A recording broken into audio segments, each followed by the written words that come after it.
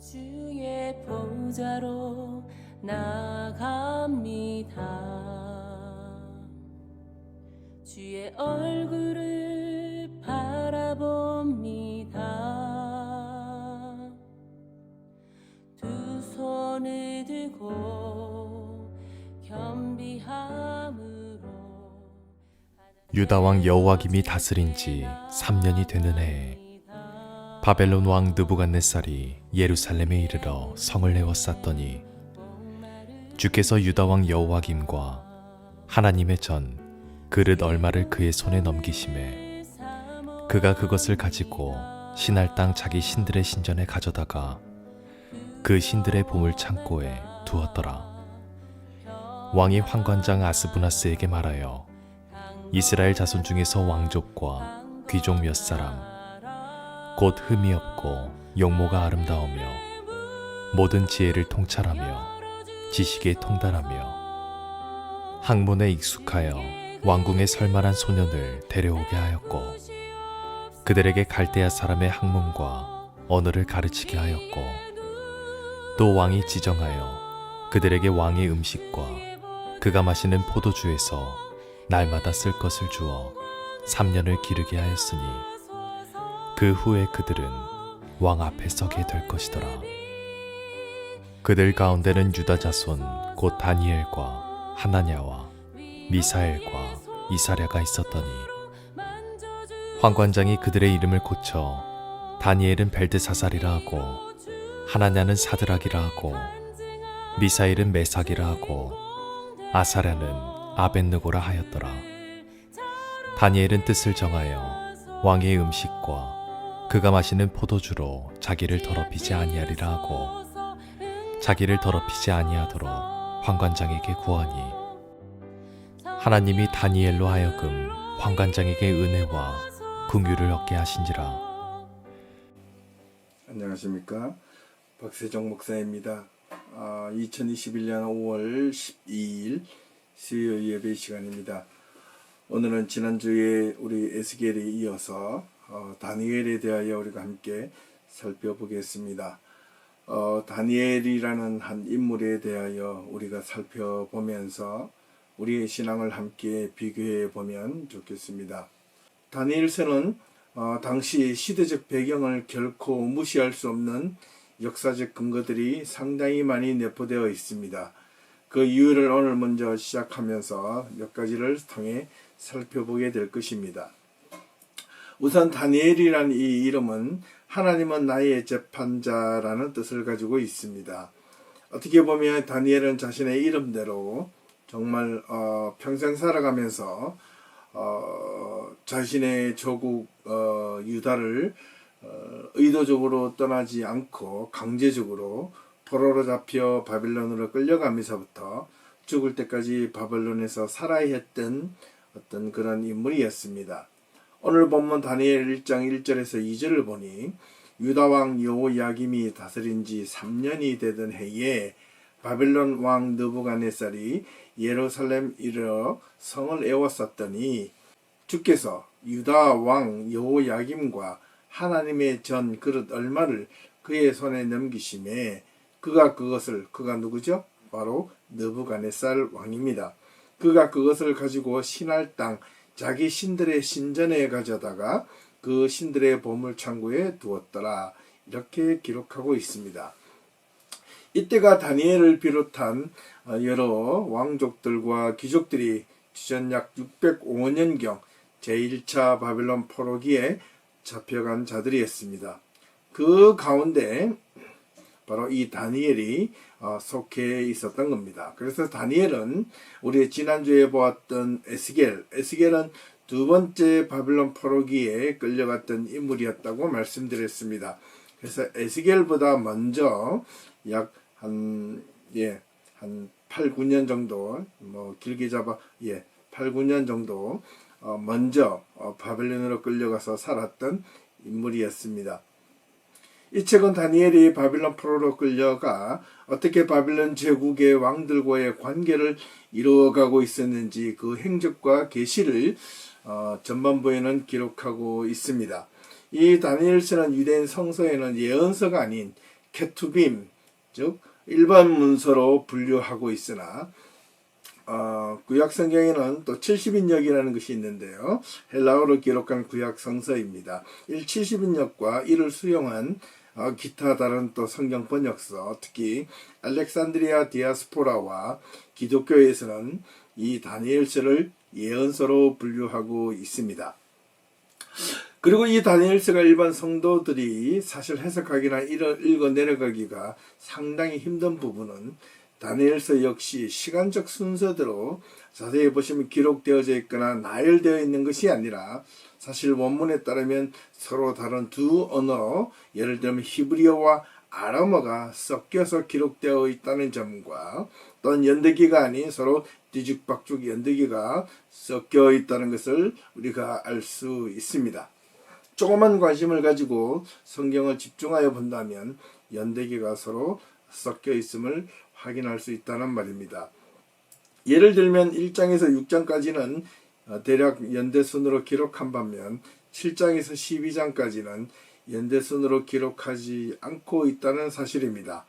그래서 7장과 8장은 벨사살 원년과 3년째 그렇게 기록하고 있다면 9장과 10장은 다리오 원년과 고려에서 3년, 즉 9장은 주전 538년과 10장은 536년, 11장은 다리오 다시 원년 주전 538년과 12장은 536년 이렇게 역사가 뒤로 있었던 것을 땅에서 왔다 갔다 이렇게 기록되어 있다는 것을 우리가 확인할 수가 있습니다.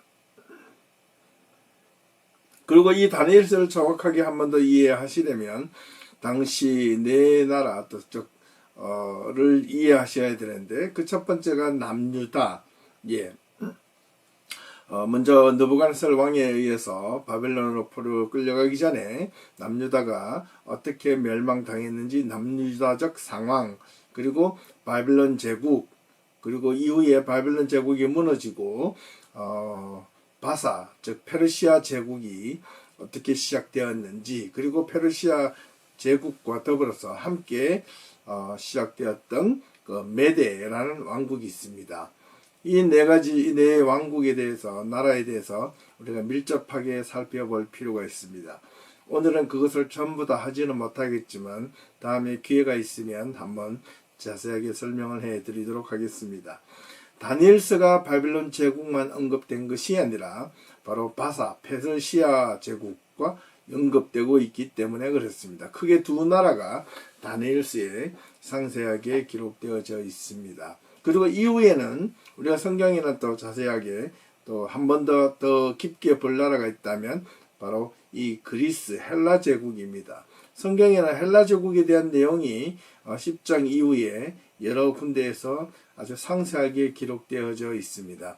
그렇기 때문에 이 묵시 문학에 대한 예언은 반드시 미래에 대한 종말적인 내용이라는 거 보기보다는 또 다른 어떤 비평학자에 의하면 성경은 반드시 묵시문학이라는 의미를 새롭게 이해해야 한다고 우리가 기존에 갖고 있는 고정 전통적인 방법에서 새롭게 하는 부분들도 있다는 것을 기억하셔야 합니다. 역사적으로 볼 때 이 바벨론 지역은 크게 흐름이 이렇습니다. 옛날 고대 바벨론 제국이 있었다면 그 이후에 아시리아 제국이 생겼고요. 아수르라고 성경은 기록하고 있습니다. 그 이후에 신바벨론 제국, 오늘 다니엘서가 나오는 이 바벨론 제국은 신바벨론 제국입니다. 그리고 신바벨론 제국의 통치가 거의 한 80년 정도밖에 이루어지지 않는데 그렇게 다시는 1000년 만년 정도 이어갈 것만 같았던 그 강대국인 신바벨론 제국이 불과 80년 가량 만에 무너지고 바사 즉 페르시아 제국이 세워집니다. 그 바사 제국과 더불어 메데 왕국이 함께 볼 필요가 있는데요. 그 이후에 페르시아 제국이 무너지고 헬라 제국이 그 자리를 뒤를 잇습니다. 이후에 헬라 제국이 무너지고 로마 제국이 전체 유럽과 아시아를 정벌했던 년들을 우리가 성경을 통해서 여러 모양으로 확인할 수 있습니다. 자, 이제 다니엘서는 전체 12장으로 구성이 되어져 있는데요. 실제로는 총 14장입니다. 우리가 가지고 있는 우리가 개신교 성경에는 12장으로밖에 구성되어 있지 않지만 유대인 성경이나 공동 번역의 경우는 14장으로 기록되어져 있습니다. 그리고 이 3장의 경우는 우리가 가지고 있는 내용은 총 다니엘서 3장 30절까지 기록되어져 있지만 공동 번역이나 유대인의 성경의 경우는 무려 100절까지 기록되어져 있다는 겁니다. 이 내용은 새 소년, 이 다니엘의 새 친구의 새 소년에 대한 찬미적 내용이 있습니다. 그 내용이 빠져 있습니다. 그리고 13장에는 수산나와 다니엘, 그리고 14장은 다니엘과 벨에 대한 내용이 적혀 있습니다. 이 두 장이 또 가감하게 빠져 있습니다. 왜 이렇게 빠져 있는지는 저도 잘 이해를 못하겠습니다. 다니엘이 제1차 바벨론 포로로 끌려갔을 때 왕족들과 귀족들과 함께 끌려갔기 때문에 아마 다니엘도 그들 중 한 부류가 아니었을까 이렇게 추측을 하고 있습니다. 그래서 바벨론 제국으로 비록 포로의 몸으로 끌려가긴 했어도 왕족이나 귀족 대우를 받았을 것입니다. 다니엘이 포로로 잡혀간 나이가 대략 15세에서 18세 정도라고 보고 있습니다. 1장 3절에서 5절까지를 보면 이스라엘 자손 중에 왕족과 귀족 몇 사람을 흠이 없고 용모가 아름답고 모든 지혜를 통찰하며 지식에 통달하고 학문에 익숙하여 왕궁에 설 만한 소년을 데려오게 하였는데 그들 가운데 다니엘과 하나니아와 미사엘과 아사랴가 있었다. 이렇게 기록하고 있습니다. 이들이 바로 다니엘과 세 친구들입니다. 다니엘은 우선 바빌론 포로로 끌려가서도 그의 신앙을 포기하지 않았습니다. 그는 다니엘서에 의하면 신바빌론 제국 초대 왕 느부갓네살 왕으로부터 시작하여 마지막 벨사살 왕에게 이르기까지 다니엘은 자신의 민족을 무너뜨린 바빌론 제국의 흥망성쇠를 모두 눈으로 직접 목격하였던 인물입니다. 그리고 바빌론 제국의 바사 제국, 즉 페르시아 제국의 초대 왕 고레스에게 무너지기까지 모든 이 바빌론 제국의 흥망성쇠를 눈으로 목격했다는 겁니다. 다니엘서에 나타난 다니엘의 여러 행적을 통해 우리의 신앙적 교훈이 무엇인지 오늘 함께 살펴보고자 하는 것이 목적이 있습니다. 사건 구석구석을 보다는 한 다니엘의 인물에 대해서 좀 더 구체적으로 살펴보겠다는 겁니다. 다니엘서는 총 12장 가운데 1장에서 6장과 7장에서 12장의 내용이 서로 약간 이질적인 특성을 가지고 있습니다. 1장에서 6장은 장르 면에서 어떻게 보면 창세기 37장에서 50장에 나오는 요셉 이야기와 아주 흡사한 구조를 가지고 있습니다. 그리고 에스더와도 유사한 면을 가지고 있습니다. 이들 공통점은 자신의 민족을 잃고 디아스포라로서 타국에서 이방왕의 지배를 받는 신세를 가지게 되지만 이들은 모두가 이방왕이 자신의 민족을 분명히 해하게 했지만 하나님의 권세를 통해 허락하신 존재로 도리어 그들에게 충성과 도움을 주어서 그들에게 높은 자리까지 올라가는 그런 변모하게 됐다는 사실입니다. 다니엘이 이방왕의 꿈을 해석하였다는 면에서 다니엘 1장에서 6장까지의 내용은 마치 요셉의 이야기와도 흡사합니다. 요셉은 누구의 애굽의 바로왕에게 꾸었던 그 꿈을 그 당시에 애굽의 모든 술사로 하여금 꿈 해몽을 하게 했지만 하지 못했습니다. 그러나 요셉이 그 꿈을 해 주었듯이 다니엘 역시 바빌론 왕에게 느부갓네살 왕이 꿈을 꾸었는데 그 꿈이 바빌론의 모든 술사들이 그 꿈을 해몽하지 못하였지만 바로 다니엘이 그 꿈을 해몽해 주었다는 사실에서 유사하다는 사실입니다. 이방 나라에는 권위 있는 술객들이 모두 있었지만 모두 그 꿈 해석에 실패하여 마침내 다니엘이라는 이 주인공이 등장하여 그 꿈을 해석함으로 말미암아 바빌론에서 총리까지 올라가게 되는 과정이 요셉과 흡사하다는 사실입니다. 또한 디아스포라 유대인들이 이방 땅에서 핍박을 받을 때 어떻게 해야 하는지에 대하여 다니엘 1장에서 6장까지의 내용을 돌아보면 마치 에스더에 나오는 내용과 흡사함을 가지고 있습니다.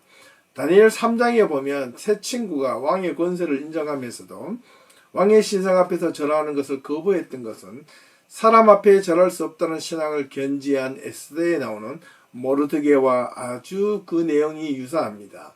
6장에는 다니엘의 왕의 호의에도 불구하고 다니엘이 적대자들에게 의해 사자굴에 들어가게 되지만 하나님이 결국 보호하시고 마침내 왕에 의해 구원되었고 오히려 반대파들이 유대인들에게 내리려 했던 그 형벌을 받게 되는 장면들은 에스더가 목숨을 걸고 어떻게 해요? 아수에로 왕에게 들어가서 민족의 위기 가운데 처해 있는 이 자신의 유대 민족을 구원한 사건과 아주 흡사하다는 겁니다.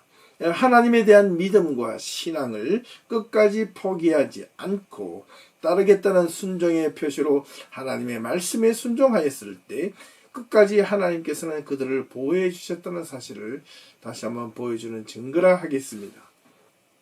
7장에서 12장의 내용은 1장에서 6장과는 달리 묵시문학이라는 장르가 등장하는데 묵시문학의 등장은 크게 두 가지를 염두에 두셔야 됩니다. 시간적인 개념과 공간적인 개념입니다. 오늘 내용은 이 묵시문학 전체를 다루는 것이 아니기 때문에 이 정도 하고 넘어갑니다. 우선 7장에서 8장은 각각 다니엘이 받은 환상과 천사에 대한 해석을 통하여 내 왕국의 마지막인 안티오쿠스 4세의 행동과 종말을 서술하고 있습니다. 이는 바로 어떤 나라냐면 이 다리오 이게 그 바사 왕이 지나고 나서 바로 헬라 제국에 대한 내용을 가지고 있습니다. 그렇기 때문에 이 헬라에 대한 사상을 이야기하기도 다니엘 훨씬 죽고 난 이후의 내용이죠. 그렇다면 이 내용은 어떻게 누가 언제 어떻게 기록되어졌을까를 다시 한 번 더 생각해 볼 필요가 있다는 겁니다. 이 자세한 내용은 다니엘서 아마 주예서를 할 때 살펴보게 될 것입니다. 10장에서 12장의 내용은 전체적으로 하나의 환상과 해석을 정식에 취하고 있는데요. 이를 바르게 해석하고 이해할 필요가 분명 조심스럽게 보아야 할 필요가 있습니다. 이 부분들은 다시 한 번 더 말씀드렸지만 다니엘서 주석이나 다시 제가 상세하게 설명할 때가 올 때가 있을 겁니다. 오늘 내용은 무엇보다도 앞서 언급한 것처럼 다니엘이라는 한 인물에 대하여 포커스를 맞추고 있기 때문에 이 다니엘이 이 바벨론어 포로로 끌려가서 그는 어떠한 삶을 살았는지에 대해서 우리가 돌아보면서 우리의 신앙을 한 번 더 비교해 보고 싶다는 겁니다. 다니엘은 무엇보다도 제1차 바벨론 포로기에 어린 나이에 잡혀가서 포로기 생활을 하는 동안 끝까지 우리가 생각하는 포로 생활이라기보다는 오히려 겉보기에 외형적으로 보기에는 화려한 삶을 살았는 것처럼 보여지는지도 모릅니다. 바벨론의 총리까지 지낸 이력을 갖게 되었으니 말입니다. 그리고 바빌론이 무너지고 바사 제국이 시작되었을 때 고레스에 의해서 예루살렘으로 돌아갈 수 있었으나 또는 이 다니엘은 왜 자신은 그렇게 꿈에 그리던 이 자신의 조국 이 예루살렘으로 돌아가지 않았을까? 이것을 또 한번 생각해 봅니다. 이스라엘로 돌아간 백성들은 자신의 조국 이스라엘을 재건하려고 열심히 노력했던 반면 왜 다니엘은 왜 바빌론으로 함께 돌아가지 않고 예루살렘으로 돌아가지 않고 바빌론에 그냥 남게 되었을까? 라는 것을 생각해 보면 이미 그때 나이는 자신의 다니엘의 나이가 80 중반이었습니다. 걷기도 힘든 나이이죠. 그가 할 수 있는 일이 과연 무엇이 있을까를 그는 아마 분명 생각하게 되었을 겁니다. 오늘의 주제는 다니엘 한 인물에 대한 그 나중에 포커스를 맞춰보면 그에 대한 해답이 아마 분명 나올 것입니다. 다니엘은 자신이 예루살렘으로 돌아가는 것보다 남아서 끝까지 자신의 조국이 속히 회복이 되고 나라가 바르게 세워지는 것을 누구보다도 염원했다는 사실입니다. 그래서 그는 무엇을 했는가를 우리가 생각해 볼 필요가 있습니다. 그의 삶 전체를 통해서 우리는 익히 알 수 있습니다. 오늘 다니엘서 전체를 통해서 살펴볼 수 있는 다니엘의 특이한 점 한 가지를 우리가 발견할 수 있는데요. 그것은 바로 오늘의 다니엘의 핵심인 다니엘의 기도에 있었습니다. 다니엘은 무릎을 꿇고 기도를 시작한 것은 포로로 잡혀서부터였습니다. 비록 자신이 조국이 망하고 없어졌을지언정 자신이 조국에서 섬겼던 야훼 하나님이 정말 이 나라가 망하고 없어진 것은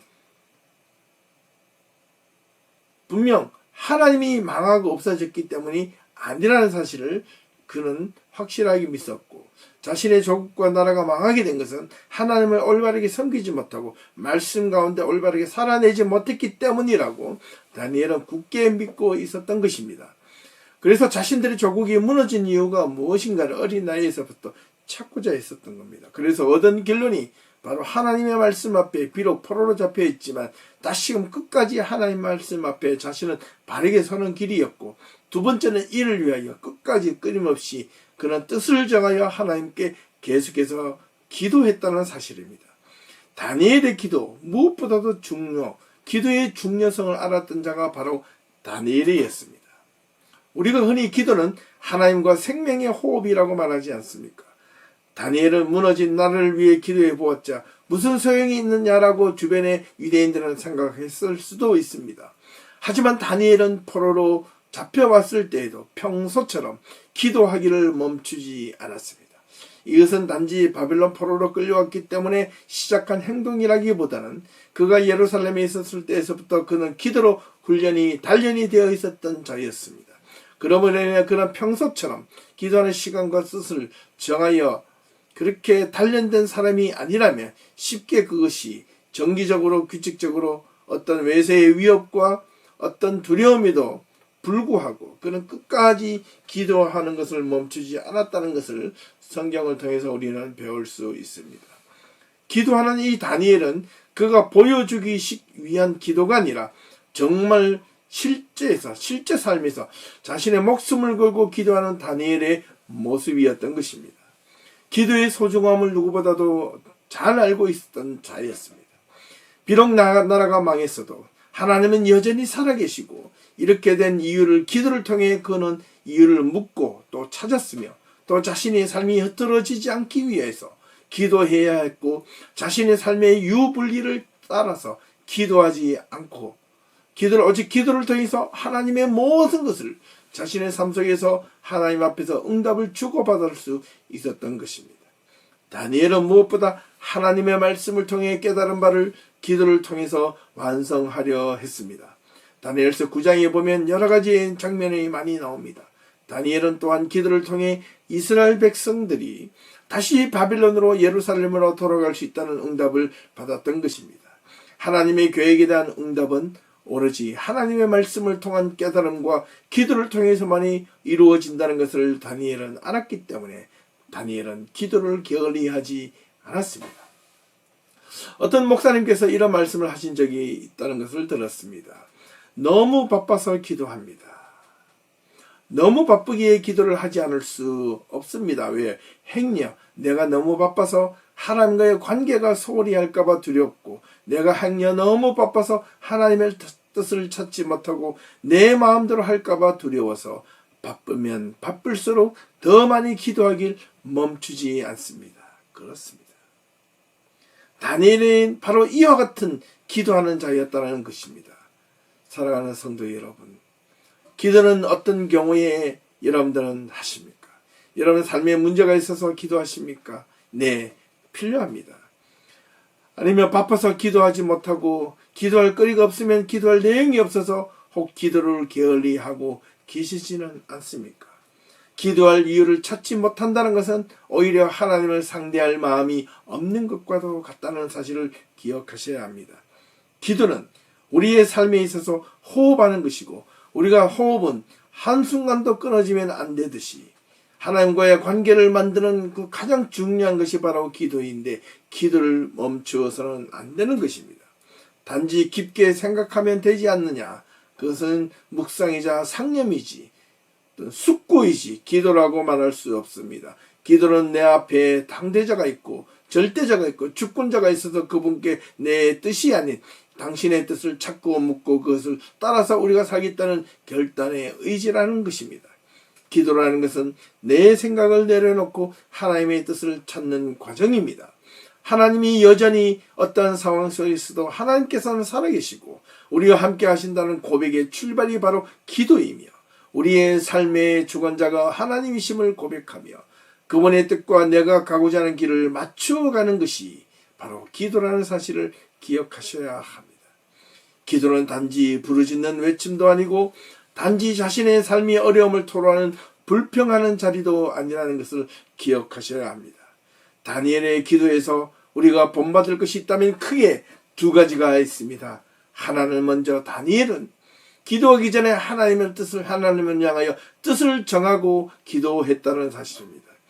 그 뜻은 자신의 뜻이 아닌 하나님의 말씀을 통해 깨달은 바가 내가 어떻게 되고 내가 어떻게 살아야 될 것인가를 묻고 찾고자 했다는 것입니다. 내가 하나님의 뜻 가운데 말씀 가운데 무엇을 해야 하는가? 내가 하나님의 말씀 가운데 내가 어떻게 살아야 하는가? 내가 하나님의 말씀을 통하여 이 세상에서 어떠한 존재로 살아갈 것인가를 끊임없이 묻기 위해서 기도를 했다는 사실입니다. 그것이 바로 뜻을 정해 놓은 것입니다. 여러분의 삶에 있어서 꿈과 비전이 있지 않겠습니까? 여러분들 자녀를 향한 꿈과 비전이 있지 않겠습니까? 자녀들이 공부를 하고 좋은 직장을 가지고 앞으로 나아가서 희망의 미래의 희망의 꿈과 희망을 가지고 나아가지 않겠습니까? 그들에게 꿈과 희망을 심겨주기 위해서 무엇을? 먼저 하나님의 말씀으로 뜻을 정할 수 있는 여러분들의 자녀가 될 수 있도록 기도하실 수 있기를 소망합니다. 두 번째는 다니엘의 기도에는 자신의 삶이 아니보다는 자신의 믿음에 대한 정직감, 소중함, 그리고 나라와 민족의 위기를 보면서 다시 회복된 나라를 위해서 끊임없이 기도했다는 사실입니다. 우리는 종종 이런 모습을 봅니다. 기독교인들 가운데 나라의 위정자가 잘했다 잘못했다 막무가내로 욕을 하거나 비판하거나 그런 모습들을 종종 보게 되는데 솔직히 얼마나 우리는 그들을 위하여 정말 무릎 꿇고 눈물을 흘리며 기도했는가를 돌아보아야 합니다. 예. 다니엘은 나라와 민족의 위정자들을 위하여 어떻게 보면 그 누구보다도 서러움을 겪었던 자라만 할 수 있습니다. 다니엘이 속해 있던 남유다 왕 당시에 제1차 바벨론 포로로기에 끌려갔을 때 다니엘은 이 나라가 힘이 없어서 위정자가 정치를 잘못해서 자신들은 포로로 끌려가서 이방 나라에서 애꿎게 거기서 평생을 살아야 했고 그곳에서 정말 포로된 자로 살아야 했던 그 서러움을 그리고 먼 이국 땅에서 나라가 멸망해 가는 것을 보아야 했던 것을 보았을 때 다니엘은 자신들의 위정자, 자신의 왕, 자신의 그 나라를 이끌었던 고관들과 제사장들과 그런 목자들이 얼마나 밉고 싫었고 혐오할 수 있었겠습니까? 그러나 다니엘서를 보면 단 한 군데도 그들을 위하여 비난하거나 비판했던 사실은 볼 수 없습니다. 오히려 그들을 위하여 눈물로 기도하고 다시 예루살렘이 유다가 회복되기를 위하여 끊임없이 기도했고 그 끊임없이 기도했던 결과에 의해서 하나님은 다시 다니엘의 기도하는 가운데 이스라엘이 유다가 회복될 것이라는 확답을 받게 되지 않습니까? 그래서 우리 그리스도인들은 끊임없이 자신의 조국에 있는 위정자들을 위해서 기도해야만 합니다. 어떻게 보면 그들이 잘못되어 가는 것은 우리의 기도가 없었기 때문이고 우리가 기도에 눈물을 쏟지 못했기 때문이고 우리가 끊임없이 하나님 앞에 바르게 서려고 노력하지 못했기 때문은 아닌가를 돌아보셔야 합니다. 정직하셔야 됩니다. 진실하셔야 됩니다. 나라와 민족이 잘못되어 가는 것은 위정자의 잘못됐겠지만 그들을 위하여 뒤에서 눈물로 기도하지 못하고 그들 하나님의 앞에 매달려서 그들에게 올바르게 정치할 수 있도록 기도하고 그들 회복될 수 있도록 기도하는 그 기도가 그리고 비난과 모욕을 주기 위한 기도가 아니라 원망과 불평의 기도가 아니라 하나님의 말씀으로 나라가 새롭게 바르게 세워질 수 있도록 기도해야 한다는 사실입니다. 그것이 바로 다니엘의 기도 속에 나타나 있다는 겁니다.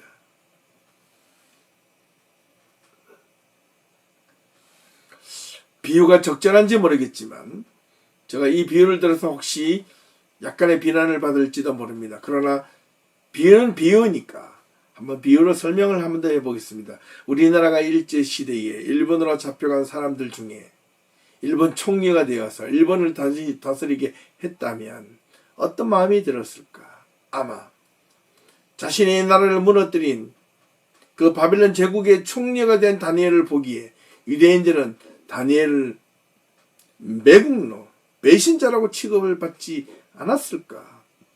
분명 그랬을지도 모릅니다.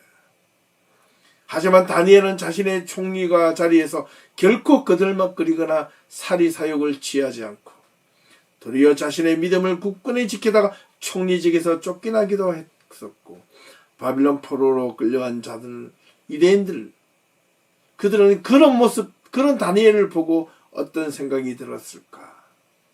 어떻게 보면요 좀 현실적인 사람들은 이렇게 말할 수 있을는지도 모릅니다. 다니엘, 좀 적당히 하지. 적당히 믿지. 예, 상황을 봐면서 예수를 믿어. 상황을 봐면서 하나님을 믿어. 좀 적당히 하고 적당히 믿지. 이렇게 속으로 비아냥대며 말을 했을지 않았을까. 나라는 이미 망했어. 예, 더 이상 우리 남유다가 회복될 기미는 보이지 않아. 당시 상황으로 봤을 때 이 신바벨론 제국이라는 것은 천년 만년 이상 갈 것처럼 보였던 강대국이었기 때문에 정말 스스로가 무너지지 않으면 도저히 무너지지 않을 것만 같았던 이 신바벨론 제국, 그 가운데서 현실적으로 분명히 그랬지만은 다니엘은 그것과 상관없이 자기 자신이 섬기는 야훼 하나님 그 신앙의 지지를 끝까지 지키는 모습이 어떻게 보면 다른 유대인들에게는 계산적이고 기회주의적이고 이기적인 유대인들에게는 바보같이 보였는지도 모릅니다. 사랑하는 성도 여러분, 신앙은 겉모습이 아닙니다. 신앙은 내 삶의 유불리를 따지는 것이 신앙이 아닙니다. 신앙은 내가 필요할 때 믿고 필요 없을 때는 잠시 내던져 버리는 것이 신앙이 아닙니다. 신앙을 제대로 가지고 믿음을 제대로 가지려면 우리가 무엇을 해야 할까요?